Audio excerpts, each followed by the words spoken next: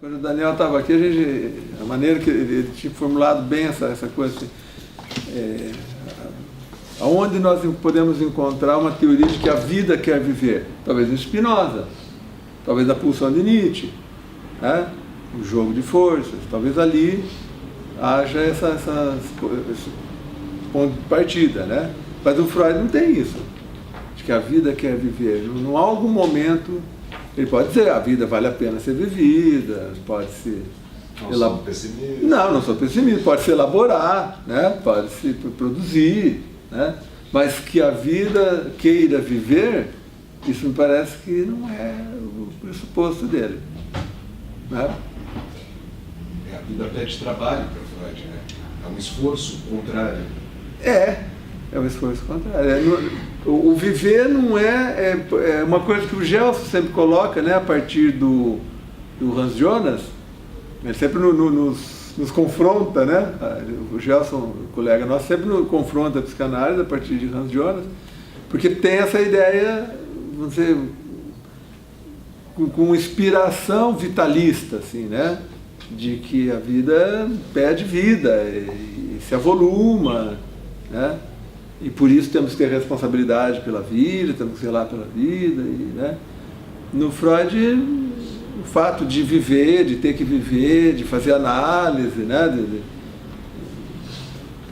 De produzir cultura, não abdica do pressuposto de que o escoamento está lá sempre minando as coisas, né?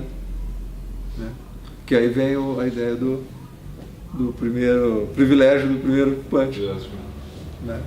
Então isso nunca sai de cena, né?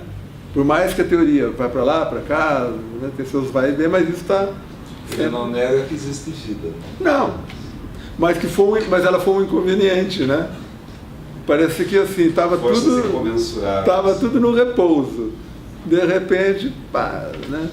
Começou um negócio esquisito aí, mas ele mesmo quer se recolher, né? No mesmo momento ele instaura nele uma reação, uma reatividade. Uma tentativa de retornar ao inorgânico. Não é um impulso que vai embora. Pelo contrário, né? Não é um sopro, né? Não é a ideia do vitalismo, ou seja, que é um sopro que não tem incoerência interna, né? Ele não vai parar, né? A morte é tardia. Para o Freud, o repouso não é tardio, pelo contrário, é anterior, né? Então, aí o Mozani parece que aqui também ele explicita mais um princípio desse tipo, né? Não precisa afetar, né, as modificações, o estatuto das bases e dos fundamentos teóricos sobre os quais o discurso psicanalítico está estruturado, né?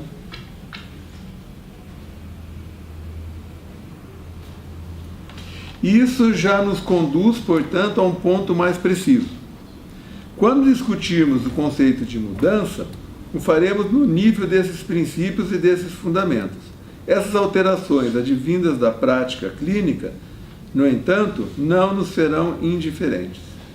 Mas elas só nos interessarão na medida em que possam afetar a estrutura teórico-explicativa da psicanálise. O exemplo que demos há pouco, a assunção de um masoquismo primário, não nos parece afetar a essência da teoria psicanalítica. Essas mudanças, enquanto adições, retificações, restrições, não despertarão nosso interesse. Porque ele está dizendo que, então, esse é um tipo de mudança que não muda os fundamentos teóricos. Coisa diferente, veja o que vocês acham desse exemplo que ele dá. Coisa diferente parece acontecer, por exemplo, com a introdução do conceito de narcisismo. Essa noção, com efeito, acabou por esfumaçar o primeiro dualismo pulsional, e parece que foi a partir dela, de fato, que Freud se viu obrigado a introduzir um novo dualismo. Então talvez seja a ideia de que, com a introdução do narcisismo primário, ele percebe que ia desmontar a teoria, né? O que o Mozani está indicando aqui é que esse estraga o princípio. Aí ele volta atrás e restaura. Porque no narcisismo primário os dois se reúnem, tanto a pulsão de conservação como a de reprodução sexual, ficam alojadas no próprio ego. Então é como se tivesse desaparecido do Sai o amigo. conflito. E aí depois ele volta, um pouco depois volta a estabelecer duas pulsões de novo. Né? Como se o ego fosse um agenciador único da onde sai todas as forças, né? Daí, aí ele diz, ele se viu obrigado a introduzir um novo dualismo. Me parece que talvez está querendo dizer isso. Para quê? Para voltar, para manter a coerência, né? Para manter a coerência anterior, né?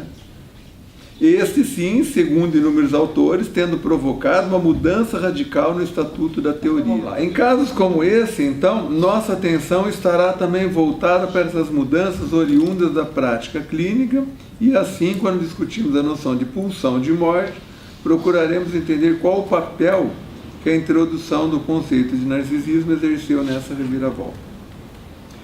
Uma coisa que é importante é que vocês não deixem de ler os capítulos depois, hein? É engraçado porque parecem 4 pesquisas diferentes, né? 4 temas diferentes, ele escolhe os temas, mas todos amarrados por essa introdução, né? Por essa metodologia, por esse como ler Freud, né?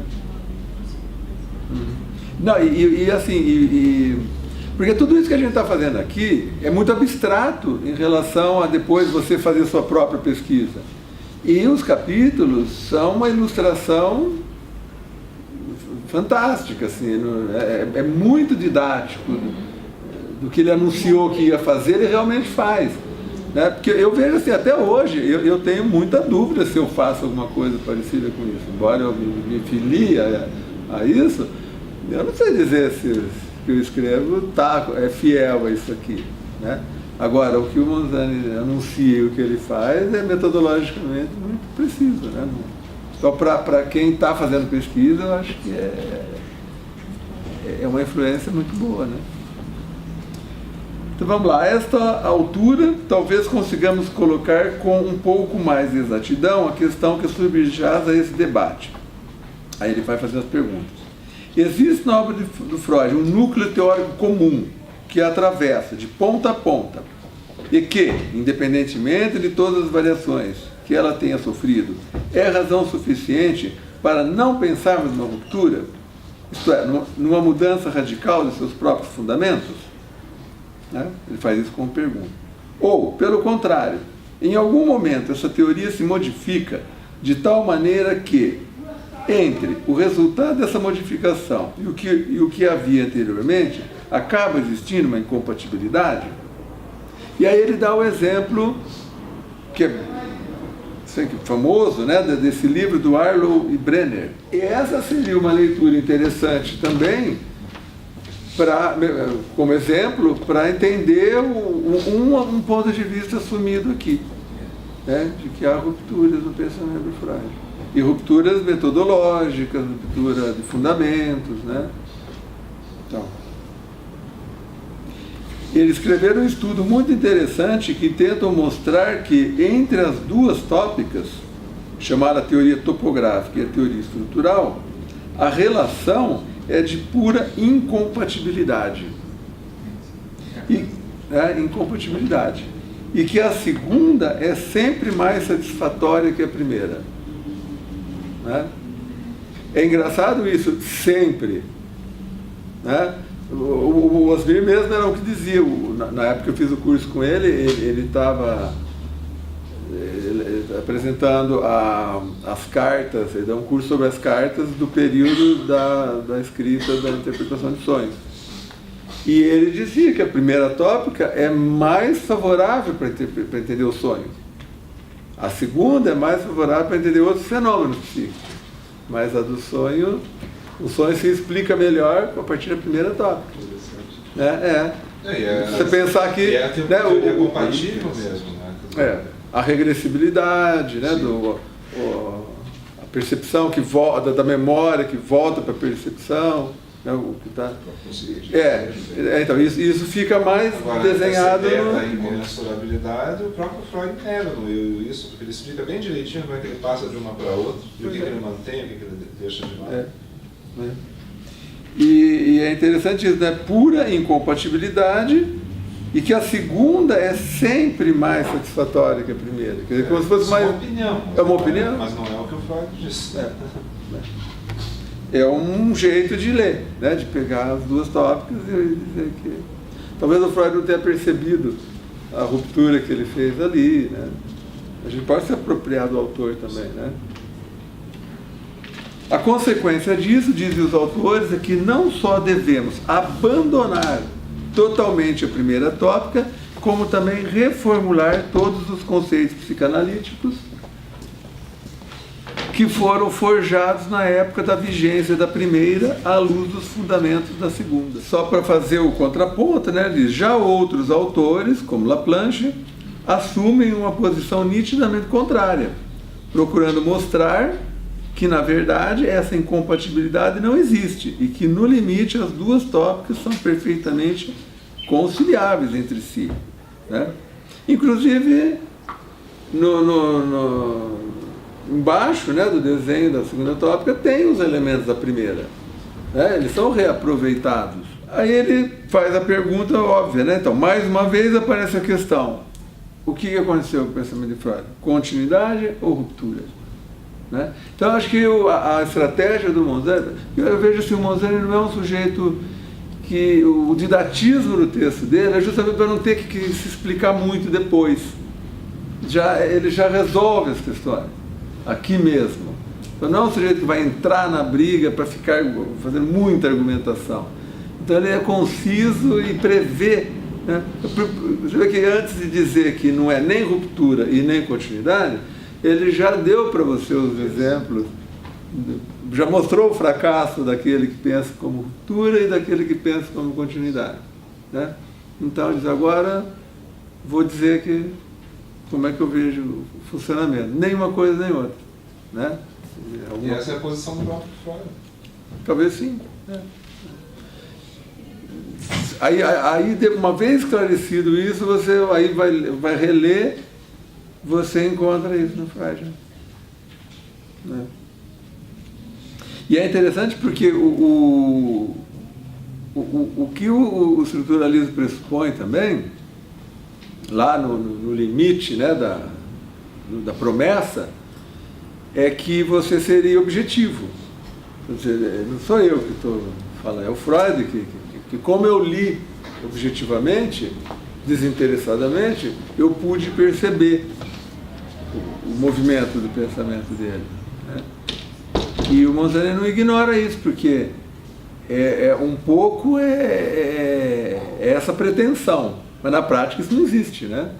Efetivamente, já até disse, toda epistemologia parte de alguns princípios, né? Mas lá na conclusão, no ponto de chegada, seria mais ou menos como se não fosse uma invenção do Monzani. É como se ele tivesse liberado o Freud para falar, né? Desfeito as amarras, né, do preconceito dos extremos, deixando o Freud se apresentar, ele mostra isso, né? Então, vamos dizer, se a gente considera o resultado bom, dá a impressão que o Monzani conseguiu ter uma prática que realmente não contamina o texto, não é uma leitura contaminada, né? Não é uma leitura enviesada, né? Pulsionada por princípios já pré-estabelecidos, né? Deixou o Freud falar. Retomando essas colocações, temos a impressão de que tanto o conceito de ruptura quanto o conceito de continuidade, quando aplicados à leitura da obra de Freud, parece não se aplicar muito bem, pelo menos se tomarmos ambos os conceitos em sentido estrito. Talvez, e é essa a hipótese que nos servirá de guia no decorrer desse trabalho, o que ocorra na obra de Freud seja algo mais sutil e mais complexo. Talvez é essa a hipótese que nos servirá de guia no decorrer desse trabalho. O que ocorre na obra de Freud seja algo mais sutil e mais complexo, né? E isso nos levará, possivelmente, a questionar essa alternativa né, os opostos, pelo menos nos termos em que ela nos é frequentemente apresentada. É possível, de fato, que o estatuto do discurso freudiano seja regido por princípios que estão aquém ou além dessa dicotomia. Então, veja, tem uma pretensão de objetividade aqui, né?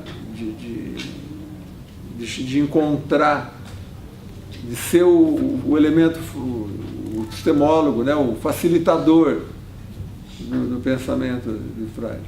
Por isso que a gente tem dito aqui, às vezes eu sei que isso nem sempre é consensual, mas essa categorização que eu andei fazendo entre o operatório e o interessado, né,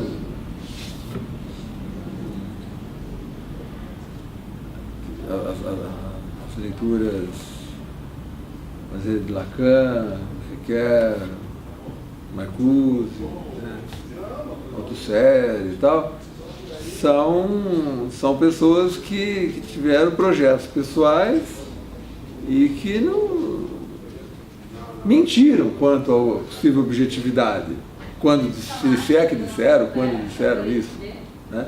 No caso do Lacan, dizer, vamos retornar à letra de Freud, né? Tem ali, vamos dizer, uma comunicação de, né, vamos ser objetivos, mas todo mundo sabe que as leituras que ele fez não foram dessa forma, né? E os exemplos se multiplicam. Também parece que aqui tem também uma promessa de objetividade que parece ter sido levado de maneira um pouco mais consequente, né? Então o Monzani parece fazer exatamente isso. Abre o texto da obra de Freud e vai buscar esse movimento interno. Quer dizer, tem um sujeito ali? Tem, né? Não dá para dizer que não tem, né? Mas parece, pelo menos, que a empreitada toda foi um pouco mais operatória mesmo, né? No sentido de dizer. Estão acreditando um pouco nisso que eu acho que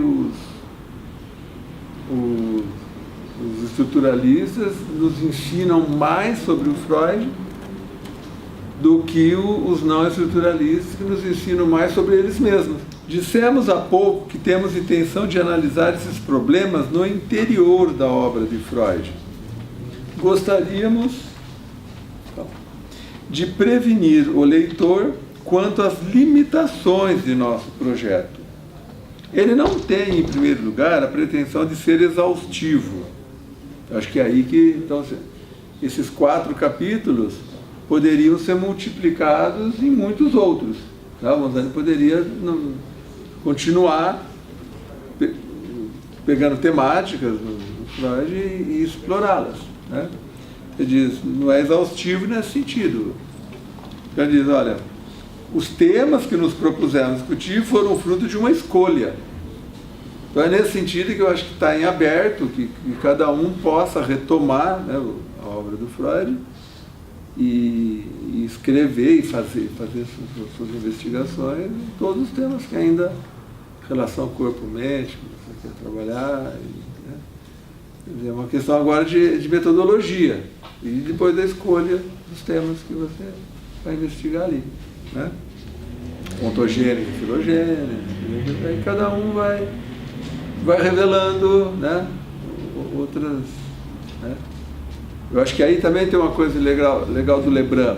Quando Lebrun diz que as ciências não são facetas do mesmo diamante, né? Quer dizer, elas não são todas as partes, as arestas que vão fechar alguma coisa. Não.